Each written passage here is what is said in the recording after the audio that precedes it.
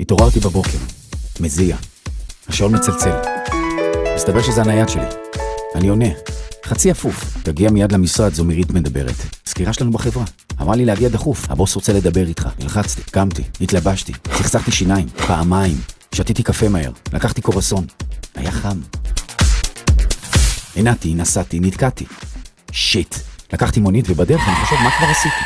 מפטרים אותי? אולי לקחתי את העיפרון. הגעתי למשרד, כולם הסתכלו עליי, מצחקקים.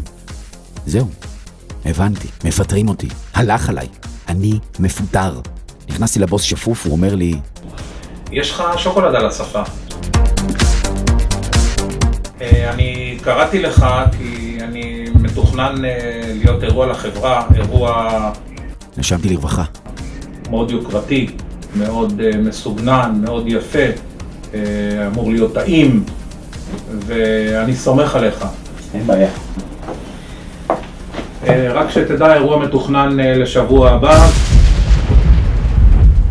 זה הפתעה לאורחים מחול. יצאתי. הלכתי למשרד מפוצץ במחשבות. איך אני הולך לעשות את זה? בעוד שבוע, ממש מוגזם. התיישבתי על המחשב והתחלתי לחפש. מקומות, הזכרת ואן, עיצובים, קייטרינגים, מסכים, תאורה, אומנים. ולכולם אני צריך לשלוח מייל מסודר עם כל הפרטים, ויחזרו אליי ביומיים הקרובים. ואם זה לא יהיה מספיק טוב, מה אני אעשה? אין מצב. אני הולך לבוס ואומר לו, אני לא יכול לעשות את זה. הרמתי ראש, ופתאום אני רואה משפט על המסך. הוא עבר מהר מדי. קצת אחרת, הרבה מעבר. מיד עשיתי קליק. נכנסתי לאתר. על מה להסתכל קודם? אירועים, שיווק, רווחה, כנסים, השקות, סופשים, אירועי משפחות. ברור שהתקשרתי. ענתה לי בחורה. נשמע חמודה. מיד קבענו פגישה. הזמנתי מונית. בדרך למטה ממשיך להזיע ולהתקל בדברים. מחפש. נורדור 28. זהו. עצור לי כאן. תודה. נכנסתי למשרד. שלום, מי זו גלית? מנומשת עם משקפי ראייה. האמת התבאסתי, אבל לא באתי לחפש קלה. יש מטרה. התיישבתי מול גלית ושאלתי אותם אם הם עושים אירועים לחברות גדולות. אני אשמח לספר לך מה אנו עושים. למעשה, אנחנו מפיקים ומתעסקים בשני אופנים. האחד, משאבי אנוש ורווחה. והשני, שיווק.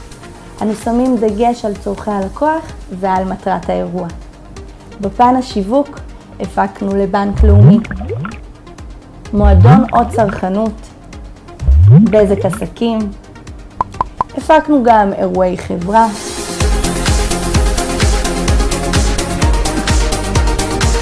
ימי גיבוש,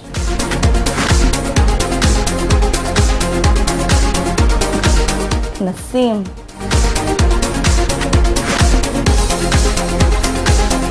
תערוכות, מסיבות,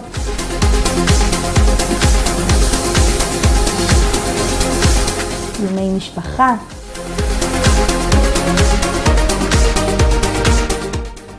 אני מחפש דיילות ייצוגיות שיחלקו שמפניה בכניסה. אני רוצה שזה יהיה אירוע יוקרתי, אלגנטי, חווייתי, מעניין, קלאסי, פיין, שיהיה אלגנטי, שיהיה מאמן.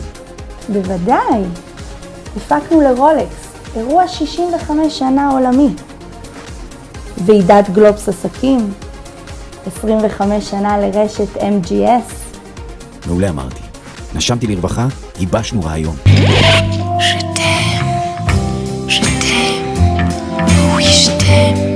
זהו, יש לי פתרון. התקשרתי לבוס, הוא שמח מאוד. ההצעה אצלנו עוד 24 שעות, אמרתי לו. ניתקתי. הלכתי הביתה, לבשתי פיג'מה, צחצחתי שיניים. פעמיים. וואו, איזה יום עבר עליי. חבל שלא ידעתי את זה קודם.